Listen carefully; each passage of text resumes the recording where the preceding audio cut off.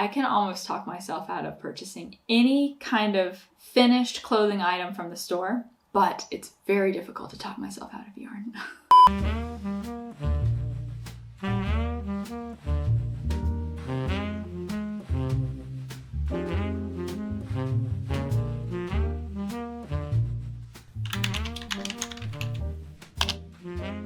Hey guys, welcome back. My name's Bethany. I'm the girl behind Well Love Knits. I'm really sorry that that's so repetitive. It's almost like I can't get the video started the way I want it to unless I say that. So welcome here. So as you can see, I have a lot of different yarn in front of me. Hopefully it's in the frame. I have a lot of different things that I want to work with, and we're going to be knitting up swatches while we have a little chat. I have to say it's been very, very difficult not diving into these skeins earlier. I really was trying to be disciplined and make sure I got all of my gifts done. I did, by the way, before I started on a new project. So now I'm really excited to start on a new project. I've had to be very disciplined and I'm very proud of myself, but today I'm going to treat myself and work with all of these skeins right here. So let me introduce you to the ones that I want to work with today. This one here is from Garthenor Organic. You've seen this before if you've watched previous videos. This one I'm very intrigued about, but I actually don't have an idea of what I would knit with it. So hopefully this swatch will give me some sort of an idea. This is Garthenor's number 2 yarn. It's very interesting because it's applied yarn, but there's 2 different colors, so you can obviously see that. But it's really interesting because, yeah, this two-toned effect will create a very interesting fabric. And that's where I'm stumped. I've seen other makers work with this yarn before, not this specific yarn, but something very similar to it. So the purchase was very much inspired by them. They've made sweaters, and I don't know if I would like a whole sweater. So I'm gonna knit a swatch and see, and maybe I'll get some ideas on what I would want to use it with. And then here is something I've talked about in my last knitting podcast episode. You've seen this yarn before. This is Cardiff Cashmere. Very, very lovely yarn. I really, really love the feeling. It's very luxurious. It's 100% cashmere yarn. The problem that I have with it is that it's a very, very minty color, but I think I found a solution so that, you know, I could combine these 2 yarns together and make a more muted fabric. I'm hoping that that's what I will achieve with this color combination. The mohair that I'm using is Knitting for Olive in this Dusty Artichoke. I really love this color, so hopefully the combination together will work very nicely. So I want to swatch up for that to see if that is a success. This one right here is We Are Knitters Eco Lana. It is a more rusticy type yarn. It has a nice rough feel to it, but still soft. I don't think it's very scratchy. It's 100% wool, and this is in their raw brown or natural brown, whatever the colorway is called. I caked this up so that it would be nice and easy to work with. And then here's another pairing. So this was a gifted yarn as well. This is Cotton Cashmere from Rowan Yarn. It's this really nice, what is this called? I don't have a color. I remember when I was expecting it in the mail, I thought it was going to be more of a greenish tone, but this looks very, very gray to me. And one of the things that I wanted to try was to pair it with some mohair and still make a sweater out of it, or something similar, maybe a cardigan. So I got some Drops Kids Silk, and now this looked different online than what I thought it was going to be. It looks much darker, so I don't know if this is going to be successful together, but I'm sure I really like Kids Silk from Drops, so I think I will be able to find another use for it. I'm a little disappointed, but we're definitely going to have to swatch to see. This is looking so blue, but it's supposed to be a gray tone. I was between this tone and it was actually called Blue Mist, because that also looked gray. This is a crazy different shade. So, I mean, this is just a very unique color, the one from Rowan Yarns. So maybe I'll just have to work with it by itself, but I do want to just see what the combination might be with the two together. So I don't know if we'll get through all of it, but I will certainly try. Although we do have a pretty big topic today. While I work up my first swatch of the Ecolana, I will answer it. It's about knitting sustainably, or sustainability in combination with knitting. And this was a suggestion from somebody when I was asking what kind of topics we should do in these knit and chats. This was another suggestion from one of you guys. So thanks so much for the suggestion. It's definitely a controversial topic, so I do want to just say, disclaimer, I am not an expert in sustainability. I am just going to share my opinion and how I kind of view it from a maker's perspective, but in no way do I think my method is the perfect and right way. You know, I'm not claiming to know everything, and I'm not trying to put anybody down that doesn't view things the way that I view them. I think that this is just going to be a pretty interesting discussion, so I definitely would encourage everybody to share in the comments like what they do to be more sustainable in knitting and how they view sustainability from a maker's perspective. I think it would be something really interesting for all of us to kind of chime in on, because again, I'm really not trying to tell you what to do one way or the other, or make you feel bad for not doing something, and so on. First of all, I think that any effort towards sustainability is a good one. And knitting, I think you're already doing a lot. If you're making your own clothes, instead of purchasing anything from the store, if it's just one sweater or if it's a whole closet full of sweaters, you're already doing, I think, a lot to limit your impact. So that's exactly why I started knitting. I started because I wanted to ditch fast fashion. And I mean, let's be honest, at the very start, that's not exactly what I did. I definitely had to grow my skills first. And I'm still not an expert knitter, but that's the whole point. I mean, you're continuously growing, but if you're happy with what you create, I think that's amazing. And I really was. I think at the start, even though I wasn't creating the most high quality pieces, I loved them more than any item that I ever purchased in the store, with their imperfections and all. Even though you knew that I was wearing something that was handmade, that had some imperfections on it, I wore it proudly, and I thought it was so cool. It was like a conversation starter. Not only did I not get it at the store, it was 100% unique to me. So that was a huge motivator for me to start knitting, actually. I think in general, knitting gives you this perspective that you probably wouldn't have gotten otherwise. For example, like, I didn't know the value of handmade clothing. And I know that they don't really sell a lot of handmade clothes in the store. I mean, they really don't. But even looking at a sweater from a higher end brand and looking at it and saying like, wow, $200? Now, I'm not even sure if those are handmade, but you know what I mean. Like, thinking about any kind of clothing item for more than $50, I think was a huge, like, oh my gosh, that's crazy. That's how I used to view it.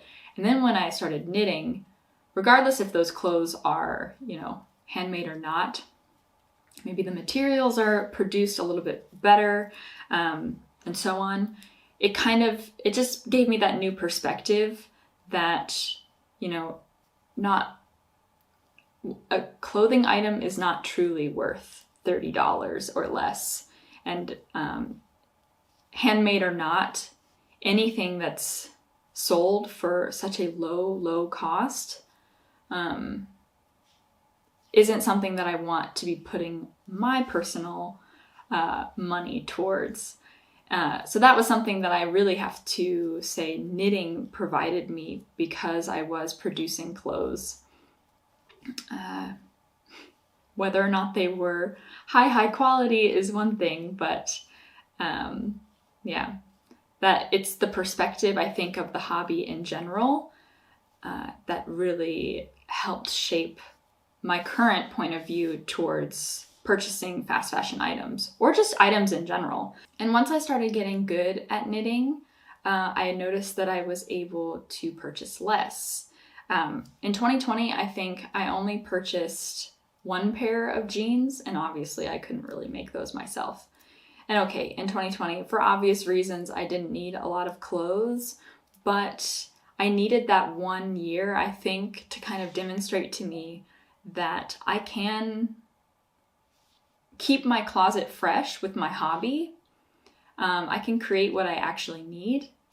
And if I continue to learn how or what kind of items that are made by me that I want to wear, I will be able to have a more sustainable closet than if I just threw a bunch of money and bought a bunch of things either on sale or at a really low cost that I wouldn't actually appreciate as much as what I've made for myself, if that makes sense. So I needed that 1 year. This year, I purchased a little bit more from clothing stores, but I was very, very picky. So normally, and I want to say like 4 or 5 years ago, I wouldn't give much thought. If I liked something, I would buy it. But now I definitely have noticed I turn down a lot of items, even if I like them. Sometimes I just cannot bring myself to purchase. Doesn't matter if I like it or not, you know, like I could really appreciate it, but then I'm just like, you know what? No, it's so much easier for me to walk away from items than before. And I have to say that has to be something attributing to knitting, you know, because you know what you appreciate and you know what your money's worth. It also could just be these past couple of years and the fact that I don't need as many clothes, and I have a lot of clothes that have lasted me many, many years in my closet still, and why buy something if those are still working out for me? But I also like to think that it's knitting and that the knitting is helping shape my view in that way. And knitting has shown me that I can really make anything that I would normally buy. Like this, for example. I need a cardigan in my wardrobe. Now, my habit, instead of looking at the store, my habit is now to look up yarn, research yarn, shop for yarn, and find the material that I would love to knit up and make that final piece, which I find really interesting. And it's also a fine balance too, because you don't want to get into the trap where now you're replacing your habits of shopping fast fashion to purchasing a lot of materials that you don't end up getting a lot of use out of. And this is where the sustainability thing is a learning curve. You know, just because you make your own clothes, doesn't mean that you're automatically sustainable if we're just buying a bunch of materials that we don't end up using. I am one of those people who has purchased and regretted purchasing materials in the past. And it is important, I think, to find, you know, uses for them. But you also can't beat yourself up about it, because then at that point, you know, if you're always just making yourself feel down, then what is going to motivate you? For me, that's not a motivator. Feeling like I've failed only motivates me so much. There are moments when I want to pick myself back up and keep trying. Failure is really important in that way. But also, if it's just you feel hopeless and nothing you do is successful, then at some point you just kind of want to stop, which is why I'm trying to have this more forgivable mindset on knitting sustainably, because in that way I think I will be more likely to keep going. if I can recognize when I've made a mistake, but forgive myself for it and move on. I think I want the gauge to be a little bit tighter, so I might go down a needle size or half a needle size. We'll see. So I did a little bit of swatching off camera because if I'm talking, I'm definitely not going to get these done. So here are two more. This is the number 2. The number 2 from Garthenor, and then here is the Cardiff Cashmere combination. I really like this. I think this is, I know I said I wanted to do the cardigan, but I think this is gonna be my next project. This has been in my stash way too long and it's just so fluffy, so soft, it's so nice. And then this one here, still have no idea what I would work this with or work up with this. If you have any ideas, what would you make out of this? I would be really curious to hear. I really like it. It's so nice. So this is the next combination I'm gonna do. If it doesn't work out, if I start and see that this isn't gonna work out, I'm just gonna take it out and just do the cashmere on its own. But let's see. Maybe it won't be so drastic of a color change. This says 20 stitches by 28 rows, so let's do that. 20 stitches by 28. So far, so good. We'll see. We'll see if this turns out okay. For this one, I was thinking it would be kind of like a lighter weight spring sweater. And if it works out, maybe the same thing that I might knit with the green swatch. So this right here, it looks like the combination would be the same, like the weight is the same. So if the swatches are similar, I might be able to do a design and 2 samples of a design, which would be really great. One thing that knitting has helped me understand is the importance of quality over quantity. I feel like I knew that already. Quality over quantity is good. I feel like that's just like a basic truth we all can kind of relate to. This is something that I'm really learning more recently as it relates to knitting, because I think when I first started knitting, I wanted to make everything, and I still do. I get really excited about projects, and when I have an idea, I want to drop everything and follow and chase that idea and see if it's gonna work out, because really it's just like, is it gonna work? Was I right, or did I have a good idea? Was it a good idea or was it a bad idea? I'm dying to know. I'm less likely to force myself to finish something just because I've started it. Because again, kind of knowing what I will appreciate in the final project, like the moss stitch sweater, for example, that's on hold right now, and I'm not forcing myself to keep going just because I have half of it done. I need to really stop and think through, and I've already frogged that piece 3 times, which I don't think I would have done a long time ago. Like, I was notorious when I first started out. I would charge through a project, and some of my early makes definitely show that, like the cardigan that I've just recently rediscovered. It's the Vivian cardigan that I've been wearing a lot recently, and I love that cardigan, but it has a lot of mistakes in it. There's a huge hole in the back. And it looks like a beginner cardigan, but it's still very comfy. And if you don't look at the back, it looks fantastic. It looks so good. So that's why I don't really wear it out anymore. I wore it proudly when I finished it. But now that I've knit more things since then, I definitely wouldn't wear that out. The little tiny mistakes, the imperfections, those are the things that really make a handmade item. I feel like that is so great, and I still appreciate that, but not that obvious. Oh, hey, it's actually looking okay. It doesn't look so bad, but we must continue to make sure. But I think it actually is working. It's actually a good combination. That is crazy. like I said earlier, I won't buy just anything anymore.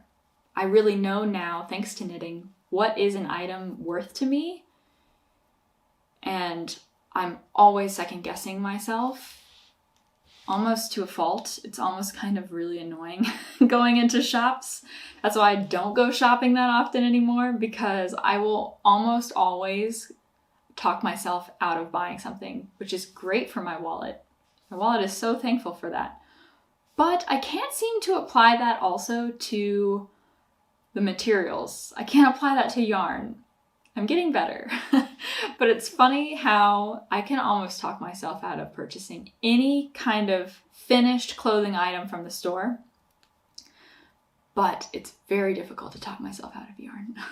Especially if I have a project in mind for it, but I know that I don't have the time or the hand capacity. Like, I don't have enough hands for that project. It's likely not going to get done in the time frame that I would want that thing to get done.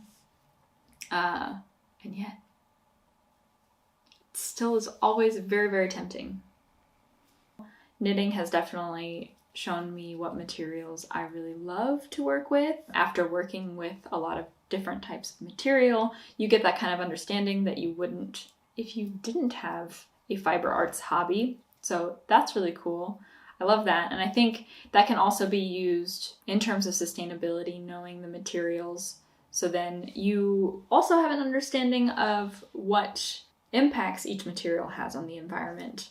So I know what materials I love to work with, and then in turn, those materials will produce a product that I'm most happy with and will wear a lot. Synthetic fibers, for example, for me, I really don't like the feeling to them. And honestly, I hadn't really worked with a lot of superwash wool until that beanie, and I'm glad that I did the beanie in the superwash wool.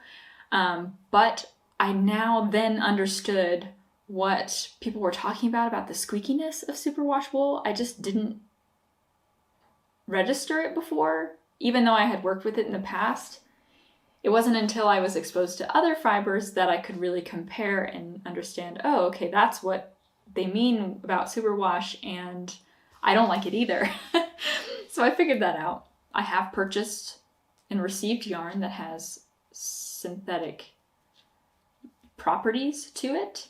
What I'm trying to say is I don't think it's all bad, but there are some realities about synthetic fibers that make me think twice.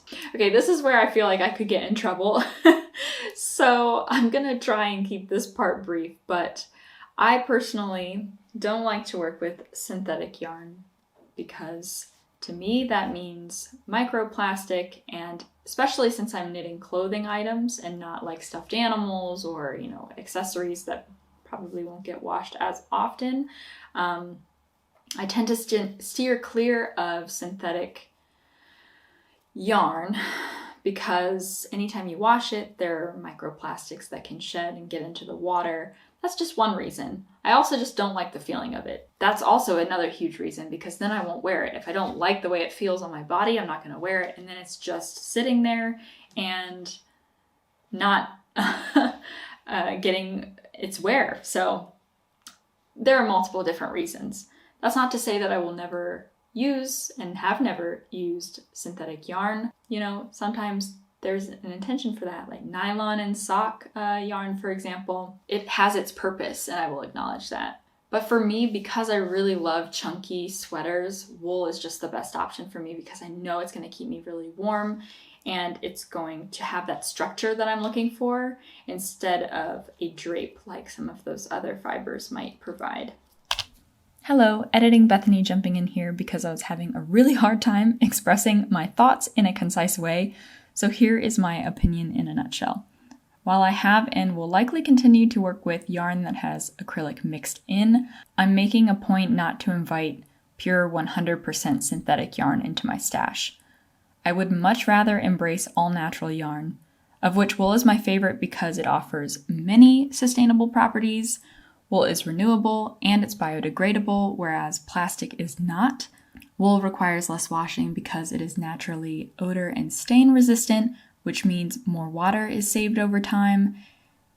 I do want to say that there are other sustainable fibers like silk, cotton, and bamboo, but since I'm a cozy sweater kind of girl, wool is definitely my preference because of its ability to maintain its shape and has a little bit more structure, whereas those other fibers are more drapey and suitable for warmer temperatures.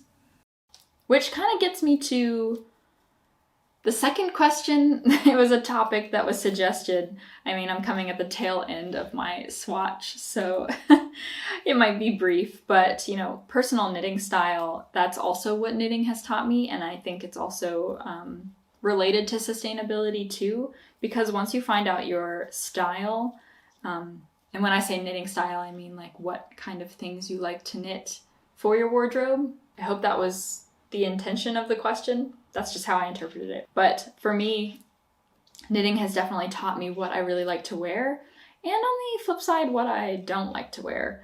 Because it's not to say that I've made things that I've absolutely loved every single time. Even this year, I've made some things that I don't think I'm going to get as much wear as I had really thought. Like the seamless mock neck sweater, the blue one. That blueberry sweater. It's just not my style. I saw that yarn, and this is related to what I said before, but I saw that yarn and I was like, wow, I really love that color. It's beautiful. But that doesn't mean that I'm gonna love to wear it. So I'm really learning the balance between what I love the look of versus what I actually love wearing.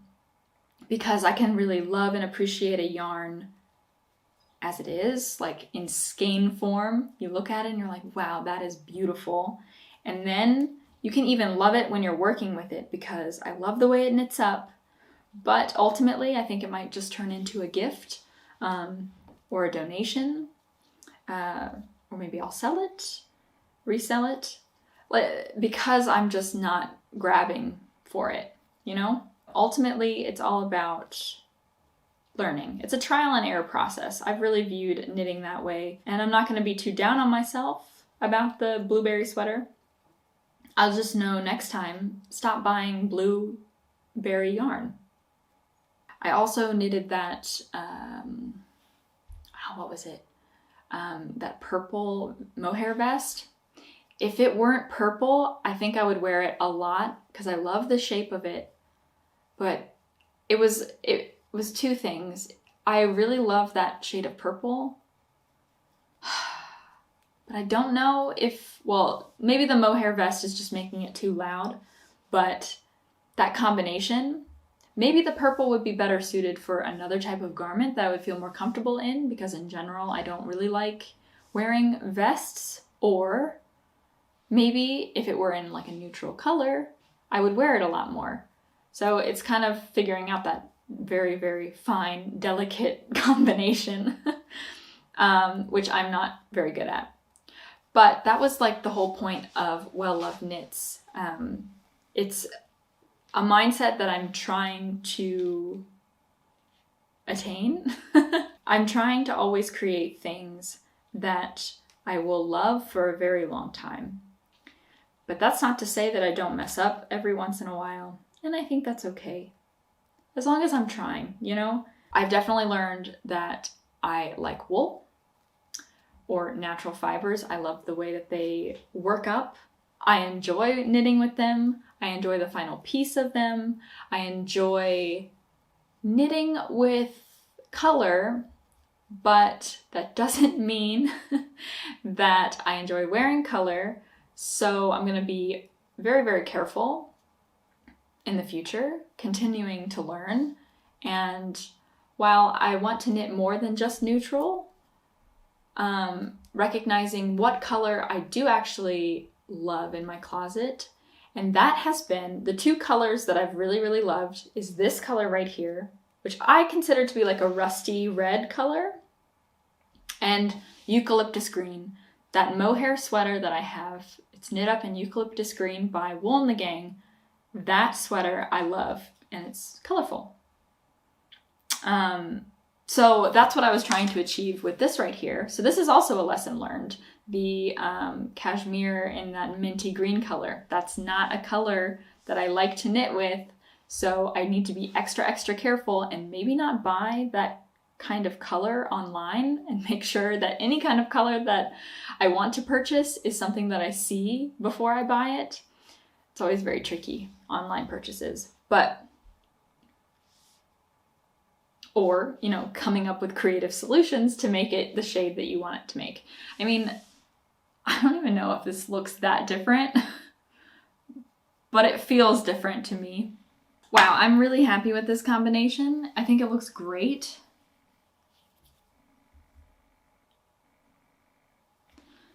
It's actually amazing how nicely it goes together. I mean, there's some variation, but I do really like that. I like it when it's like some subtle variation in it, but you really can't tell all that much. And that's kind of surprising to me because these look so drastically different.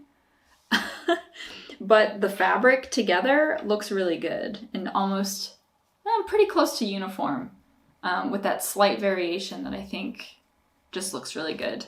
The last thing that I'll say about personal knitting style. So I'm trying really hard to create things that I love. Well Love Knits is all about make what you love, but that's a journey. I don't think that that's something that comes 100% of the time. I feel like there are successes and fails. And 2021 for me was definitely a mixture of success and failure. And I think I will only take that into 2022 and be more conscious of some of the things that I've really struggled with this year.